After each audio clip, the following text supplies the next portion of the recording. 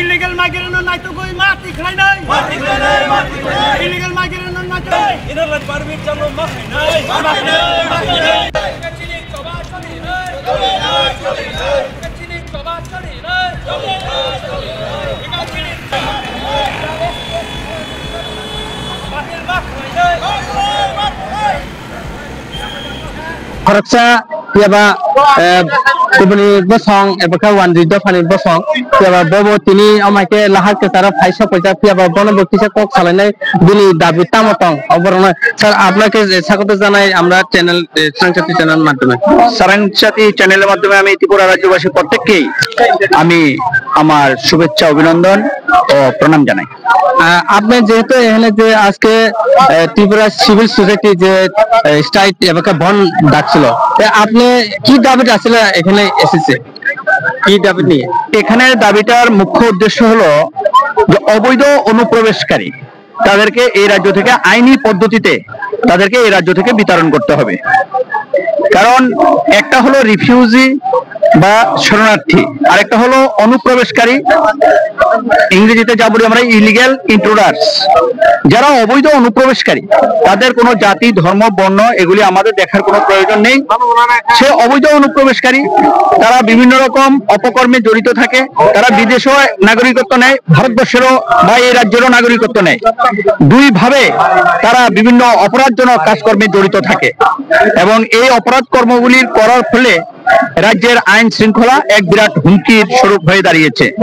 সুতরাং অবৈধ অনুপ্রবেশকারীদেরকে আইনি পদ্ধতি মেনে তাদেরকে অবিলম্বে এই রাজ্য থেকে বিতরণ করতে হবে দেশের আভ্যন্তরীণ নিরাপত্তা ও সার্বভৌমত্ব রক্ষার স্বার্থে। দ্বিতীয় দাবি, ডিটেনশন ক্যাম্প তৈরি করতে হবে। ইনার লাইন পারমিট ত্রিপুরাতে চালু করতে হবে। ইনার লাইন পারমিট নিয়ে মানুষের মধ্যে একটা ভ্রান্ত ধারণা প্রচার করা হচ্ছে যে এডিসিতে ঢোকা যাবে না, বাঙালিরা আসতে পারবে না, যেতে পারবে না, এই না সেই না, এগুলি একটা অবান্তর কথাবার্তা। ইনার লাইন পারমিট মিনস হলো ত্রিপুরাকে ইনার লাইন পারমিটের আওতায় আনা, যাতে ত্রিপুরা রাজ্যে অবৈধ অনুপ্রবেশ করা যায়। চতুর্থত, যেমন ত্রিপুরা রাজ্যে এসসি এসটি যে জাল সার্টিফিকেট এর মাধ্যমে চিকিৎসা, শিক্ষা এবং চাকরি, পদোন্নতি সমস্ত ক্ষেত্রে সুযোগ সুবিধা নিচ্ছে। তো এই অবৈধ যে এসসি এসটি সার্টিফিকেট এগুলি বাতিল করার জন্য বারে বারেই সরকারের দৃষ্টিগোচর করা হয়েছে, কিন্তু সেগুলি কোনো কার্যকরী পদক্ষেপ এখন পর্যন্ত নেওয়া হয় নাই। সুনির্দিষ্টভাবে আমরা যদি বলতে যাই, ত্রিপুরা রাজ্যে কৈরি একটা সম্প্রদায় যা ভারত সরকার ও ত্রিপুরা রাজ্য সরকার দ্বারা স্বীকৃত ওবিসি সম্প্রদায়ভুক্ত লোক। কৈরিকে কৌর সম্প্রদায় দেখিয়ে ত্রিপুরা রাজ্যে সুব্রত কৈরি, স্পেসিফিক্যালি নাম বলে দিলাম, ফরেস্ট ডিপার্টমেন্টে চাকরি করছে।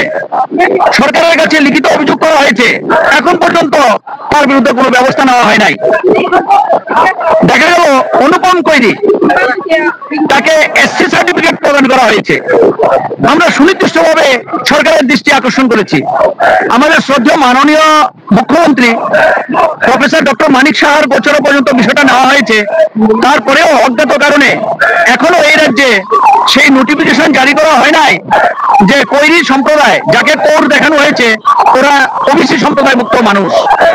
তাহলে ওবিসি সম্প্রদায়ভুক্ত যারা এসসি বা এসটি সার্টিফিকেট নিয়েছে তাদেরকে অবিলম্বে নোটিফিকেশনের আওতায় এনে তাদেরকে বাতিল ঘোষণা করা প্রয়োজন ছিল, কিন্তু আমাদের দাবিকে মান্যতা না দিয়ে সেটাকে এখনো বলবৎ রাখা হয়েছে।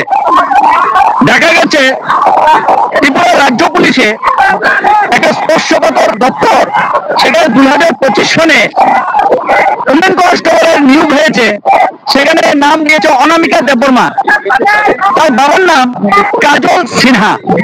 ত্রিপুরা রাজ্যে সিনহা কখনো এসটি হয় না। তাহলে এত বড় একটা স্পর্শকাতর দপ্তরে যেখানে উমেন কনস্টেবলের নিয়োগ পর্যন্ত হয়ে গেল এসটি সার্টিফিকেটের উপর ভিত্তি করে, সেই সার্টিফিকেটের ব্যাপারেও এবং ওই চাকরির বিষয়ে আমরা সরকারের দৃষ্টি আকর্ষণ করেছি। মাননীয় মুখ্যমন্ত্রী মহোদয়, আপনার স্বরাষ্ট্র দপ্তরে এত বড় দুর্নীতি কেলেঙ্কারি চাকরি প্রক্রিয়া হয়ে গেল, আপনি এই ব্যাপারে বিষয় ব্যবস্থা নিন, আইনি পদক্ষেপ দিন স্বরাষ্ট্র দপ্তরের দৃষ্টিগোচরে আমরা করেছি লিখিতভাবে অভিযোগ।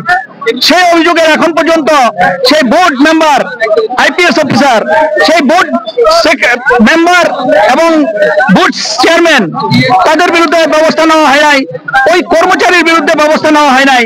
এই ধরনের অরাজকতা, অনৈতিক কাজ, অসাংবিধানিক কাজ, দুর্নীতি, সেটাকে মেনে নেওয়া যায় না।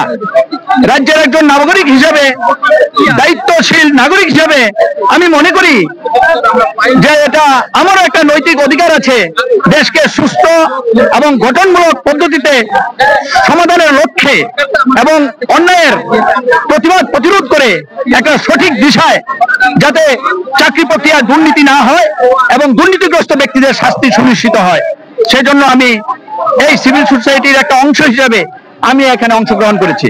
আচ্ছা, আজকে যে বন্ধ ডাকছিল 24 ঘন্টা, 24 ঘন্টার ভিতরে কতটুকু আশা আসলে আপনি যে গভর্নমেন্ট আপনার যে দাবিটা মানে পূরণ করবে? দেখুন, দাবি আমরা করেছি বন্ধ শান্তিপূর্ণভাবে, আমরা গণতান্ত্রিক পদ্ধতিতে হরতাল আহ্বান করেছি। জনগণ শান্তিপূর্ণভাবে এবং স্বতঃস্ফূর্তভাবে বন্ধে অংশগ্রহণ করছে, সমর্থন জানিয়ে আসছে।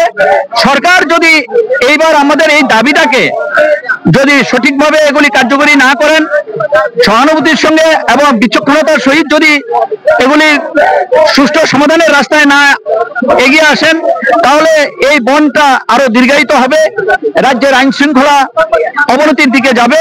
সেটার জন্য তখন সরকারকে দায়ভার নিতে হবে। থ্যাংক ইউ স্যার, আপনাকে ধন্যবাদ।